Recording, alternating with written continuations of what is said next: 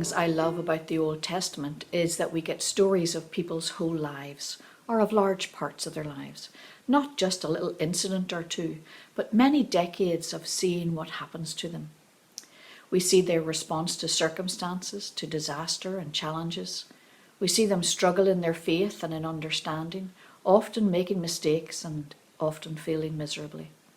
Other times we see them following faithfully the leading of God and experiencing his protection and blessing.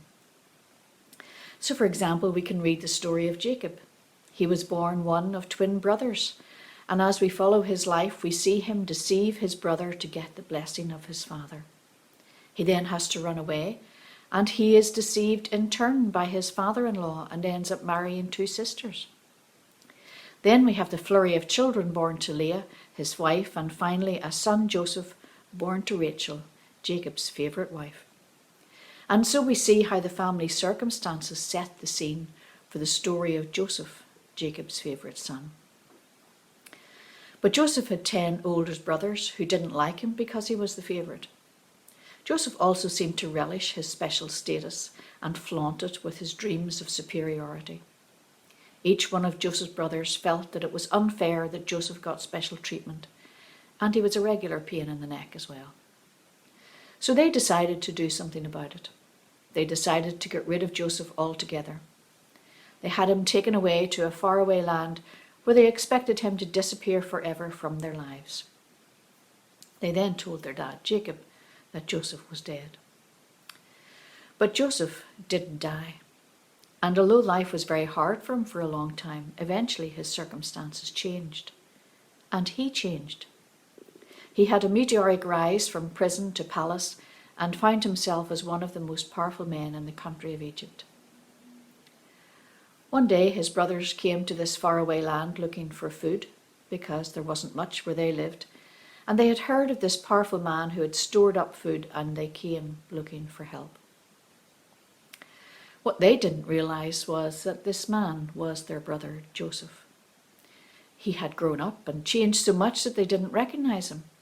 And of course they hadn't expected that their troublesome wee brother could have become such a powerful man.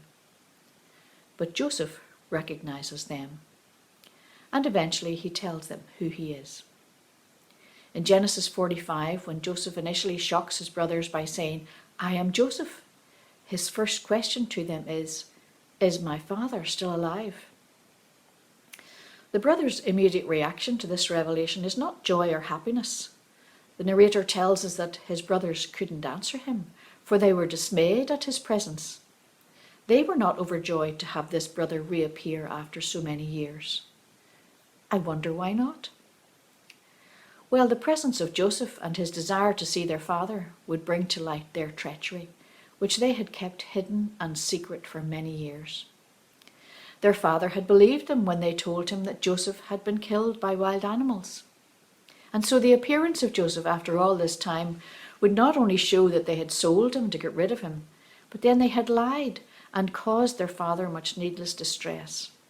And even then, seeing his distress, had not admitted what they had done, but maintained a pact of secrecy all these years.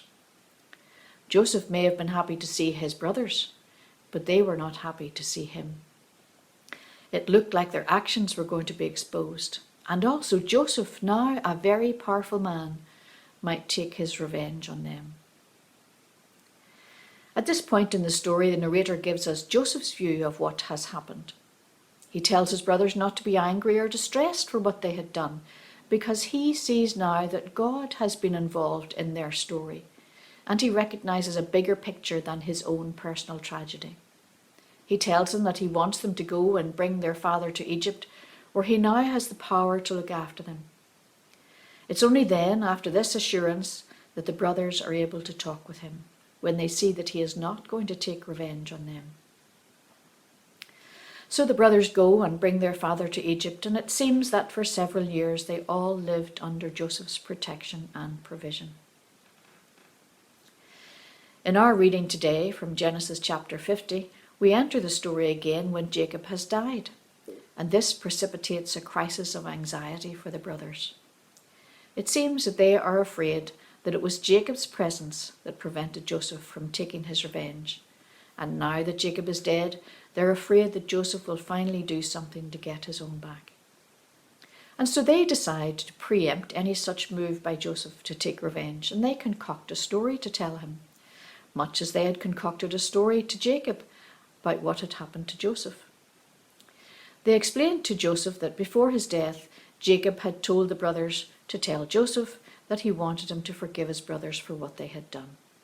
Now, it would have made more sense for Jacob to speak to Joseph himself, but they were desperate and afraid, so they made up a story to protect themselves. Joseph's reaction possibly took them by surprise. The narrator tells us that he weeps. I wonder why he wept. Was he sad that they had not listened to what he'd said before, that he only wanted to look after them?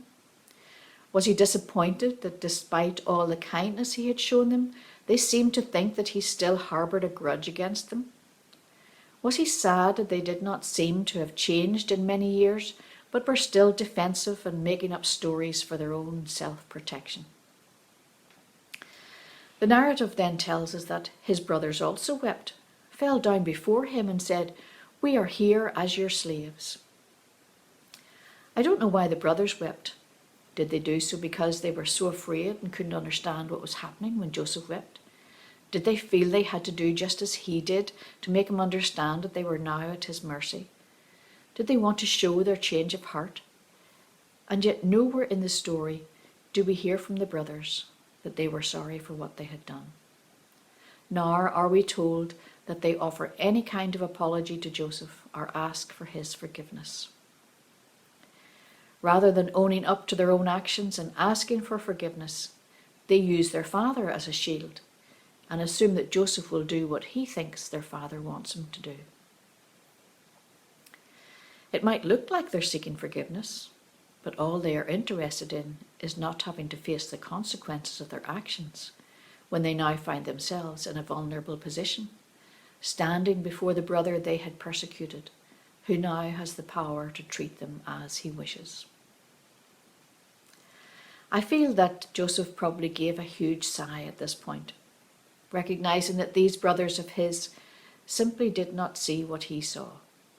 They did not see that he had changed. They did not see the hand of God in everything. They did not see how tragedy had turned into blessing. And so he speaks kindly to them and reassures them.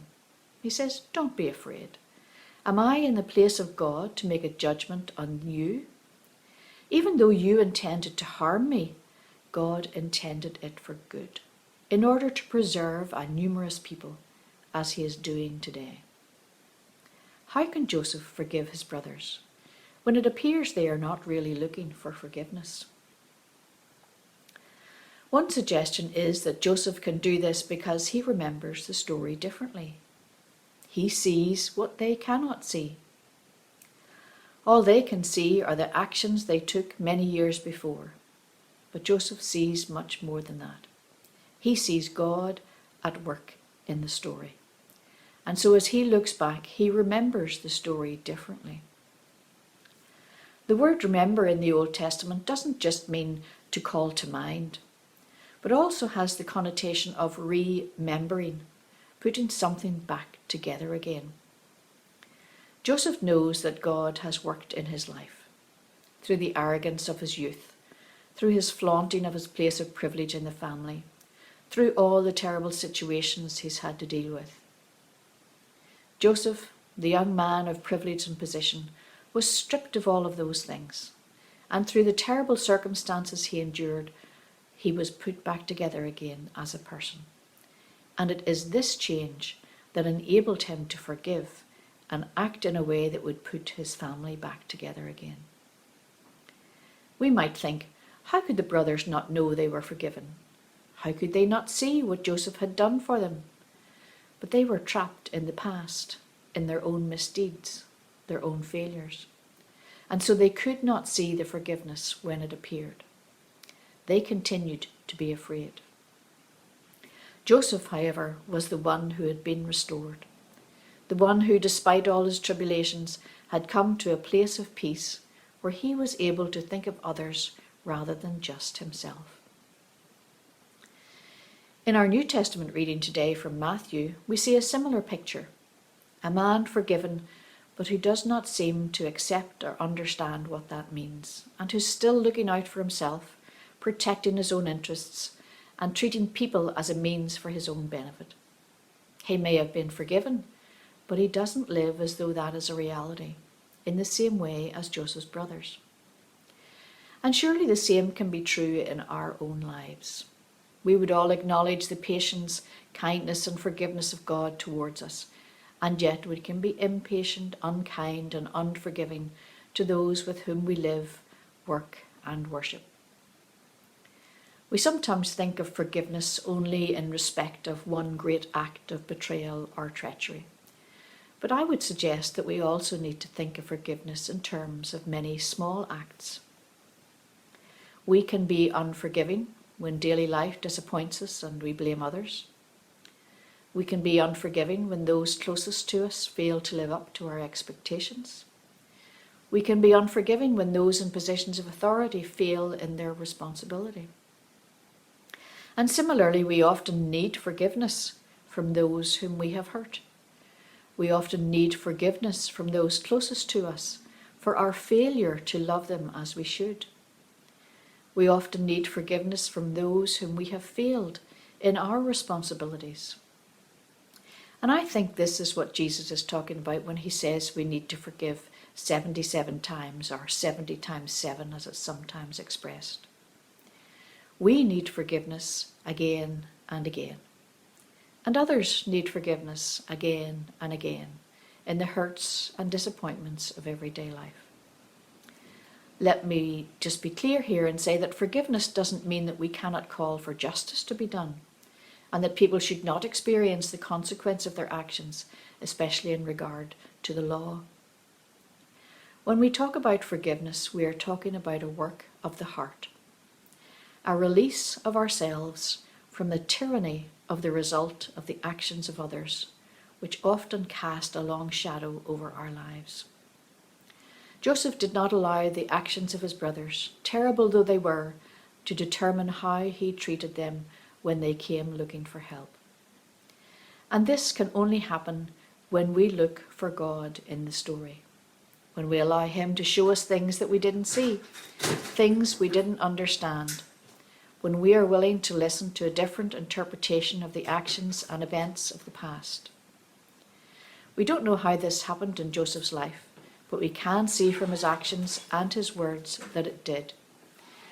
When he found himself in a position of power and able to take revenge, he didn't do it. He had been changed, and he had forgiven. It was his brothers who were not able to see it. So whether we are in a position today of having been forgiven, but not knowing it, or whether we are in a position of needing to forgive, but don't feel able to, may we be willing to allow God to tell us the story from his point of view, so that we can remember things differently and remember broken relationships with others.